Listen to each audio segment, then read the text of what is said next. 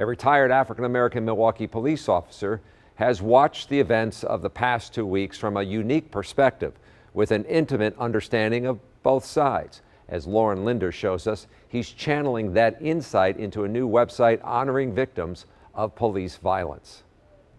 These are the images of the people who have died at the hands of police. Now they're located in one spot on a website designed by a retired Milwaukee police officer. These incidents happen. You have your riots, you have your protests, and then we tend to forget.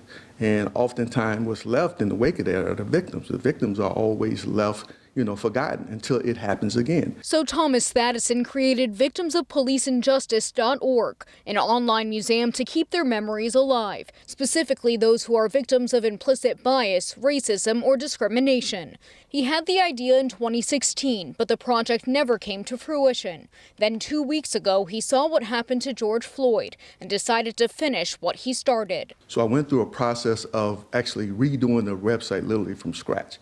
And I did it in probably a week's time. It's a chance for him to do what he wanted to do when he was in the job, try to make a change, using his knowledge as both an officer and an African-American man. He plans to fill the website with all of the victims' stories. There's also a forum for discussion, especially for the people who are taking to the streets and marching. In order for you to continue to speak on the process, lend your ideas, lend your consideration, lend your support, we want to create a vehicle to do that. Thomas says more needs to be done, and he's hoping his website will be the catalyst to do just that. We want to make sure that before it happens again, everybody has done everything that they are humanly possible to do in order to help save a person's life. The website is still a work in progress, but Thomas hopes to turn it into a national nonprofit someday and eventually develop a permanent curated exhibit that travels across the country.